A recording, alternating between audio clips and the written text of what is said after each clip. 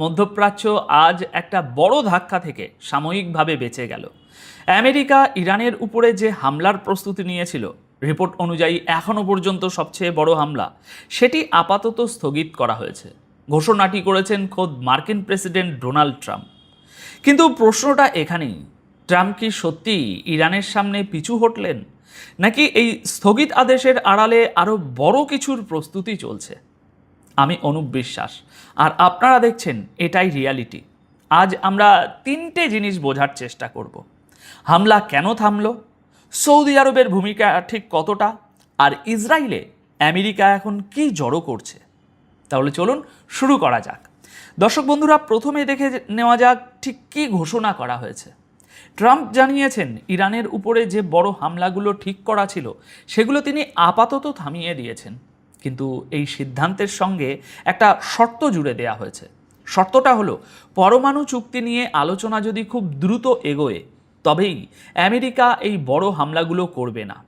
এখানে একটা কথা পরিষ্কারভাবে বুঝে নেওয়া দরকার, এর মানে কিন্তু শান্তি নয়, এর মানে হলো চুক্তিটা করতে হবে আমেরিকার শর্তে। অর্থাৎ চাপটা সরেনি, শুধু চাপের ধরনটা বদলেছে।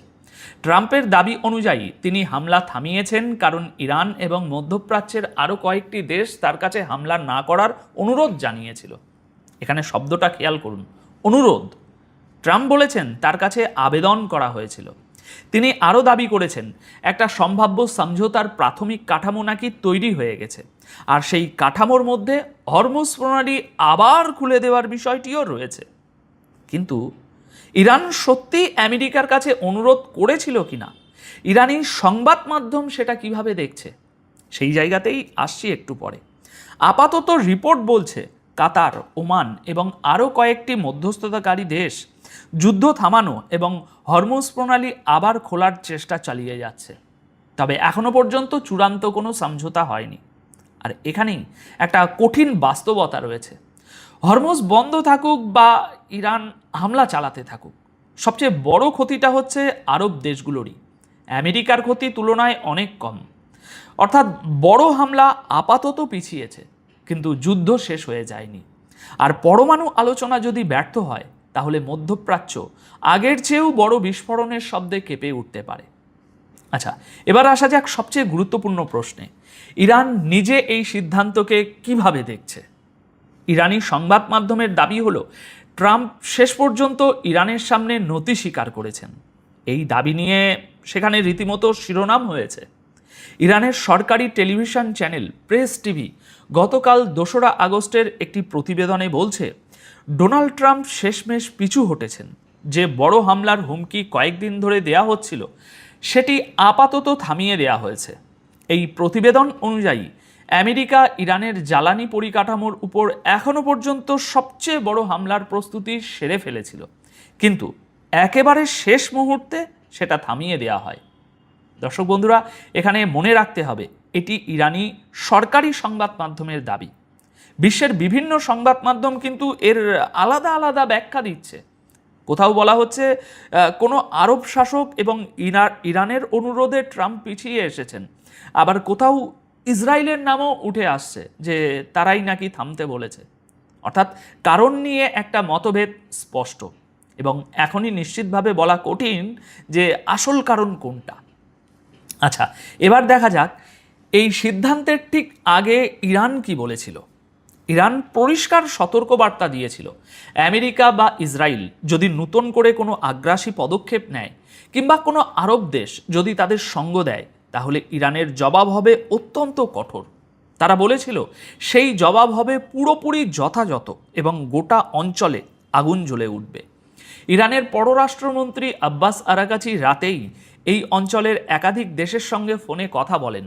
তিনি স্পষ্ট জানিয়ে দেন ইরান নিজের সার্বভৌমত্ব, নিজের ভূখণ্ড এবং জাতীয় নিরাপত্তা রক্ষার জন্য যে কোনো মূল্যে যে কোনো ধরনের জবাব দেবে। শুধু তাই নয়, ইরানের পার্লামেন্টের জাতীয় নিরাপত্তা কমিটিও হুঁশিয়ারি দিয়েছিল হামলা হলে ইরানের জবাব শুধু পারস্য উপসাগরের মধ্যে সীমাবদ্ধ থাকবে না, যেখান থেকে হামলা হবে জবাব সেখান পর্যন্তও পৌঁছাবে। এই কথাটার ওজন কম নয়, কারণ এর অর্থ সংঘাত সীমান্ত পেরিয়ে অনেক দূর পর্যন্ত ছড়াতে পারে। কিন্তু দর্শক বন্ধুরা, বিষয়টা এত সরল নয়। ট্রাম্প নিজের শর্তে ইরানকে পরমাণু চুক্তি সই করার সময় দিয়েছেন ঠিকই, কিন্তু এই ইউটার্নের পিছনে একটা বড় যুদ্ধের প্রস্তুতিও চলছে বলে ইঙ্গিত মিলছে। আর ঠিক এখানেই পুরো ছবিটা বদলে যাচ্ছে। ইসরায়েলে একের পর এক আমেরিকান সামরিক বিমান নামছে। এগুলো কিন্তু সাধারণ পরিবহন বিমান নয়, এগুলো হলো ট্যাঙ্কার এয়ারক্রাফট, যারা আকাশে উঠতে উঠতেই যুদ্ধ বিমানে জ্বালানি ভরে দেয়। সহজ করে বলি একটু, এই বিমানগুলোর কাজ হলো ফাইটার জেটগুলো যাতে বারবার নিচে না নেমে দীর্ঘ পথ পাড়ি দিতে পারে এবং লাগাতার আকাশ থেকেই বোমাবর্ষণ চালিয়ে যেতে পারে সেই ব্যবস্থা করা। এই ধরনের বিমান শান্তির সময়ে জড়ো করা হয় না, এগুলো এক জায়গায় আনা হয় তখনই যখন কোনো বড় যুদ্ধ বা বড় আকাশ অভিযানের প্রস্তুতি চলে। গতকাল 2রা আগস্টের রিপোর্ট অনুযায়ী আমেরিকার আরও 10টি air two air refuelling aircraft খুব শীঘ্রই ইসরায়েলের বেন গুরিয়ন বিমানবন্দরে পৌঁছতে চলেছে। এগুলো পৌঁছে গেলে সেখানে এই ধরনের মার্কিন বিমানের সংখ্যা দাঁড়াবে 40। সংখ্যাটা একবার ভাবুন, 40টা জ্বালানি ভরার বিমান এক জায়গায় জড়ো করা হয়েছে। ইসরায়েলি সংবাদ মাধ্যমও গতকাল 2রা আগস্ট এই খবর প্রকাশ করেছে। তাদের প্রতিবেদন অনুযায়ী এত বিপুল সংখ্যক মার্কিন সামরিক বিমানের উপস্থিতি বেন গুরিয়ন বিমানবন্দরের উপর চাপ বাড়িয়ে দিয়েছে। এর ফলে সাধারণ যাত্রীবাহী উড়ানে 2 থেকে 3 ঘন্টা পর্যন্ত দেরি হচ্ছে। আর জুলাই ও আগস্টে এমনিতেই ইসরায়েলের সবচেয়ে ব্যস্ত ভ্রমণের মরশুম, পর্যটকদের ভিড়ও বেশি থাকে। এখন সামরিক বিমানের ভিড়ে জায়গা কমে গিয়ে পরিস্থিতি আরও জটিল হয়ে উঠেছে। এবার এখানে একটা পুরনো তথ্য মনে করিয়ে দিই আপনাদের, কারণ এখানেই আসল মোড়টা লুকিয়ে আছে। 15ই জুলাই ইসরায়েলের পরিবহন মন্ত্রক জানিয়েছিল আমেরিকা তাদের বেশ কয়েকটি রিফিউলিং এয়ারক্রাফট বেন গুরিয়ন বিমানবন্দর থেকে সরিয়ে সেগুলোকে নিয়ে যাওয়া হবে ইসরায়েলের বিমান ঘাঁটিতে নিয়ে যাওয়া হবে। অর্থাৎ সংখ্যা কমার কথা ছিল, কিন্তু হচ্ছে ঠিক উল্টোটা। সরানোর বদলে আরও 10টি নতুন বিমান পাঠানো হচ্ছে সেই বেন গুরিয়নেই। আর সেই রিফিউলিং এয়ারক্রাফট এগুলো যেগুলো আমেরিকা ও ইসরায়েল ইরানের বিরুদ্ধে শুরু হওয়া যুদ্ধের সময় ব্যাপকভাবে ব্যবহার করেছিল। তাহলে দর্শক বন্ধুরা, ছবিটা কি দাঁড়াচ্ছে? একদিকে আমেরিকা ইরানের উপর অত্যন্ত বড় হামলার হুমকি দিচ্ছে, ঠিক সেই সময়ই ইসরায়েলে এভাবে জ্বালানি ভরার বিমান জমা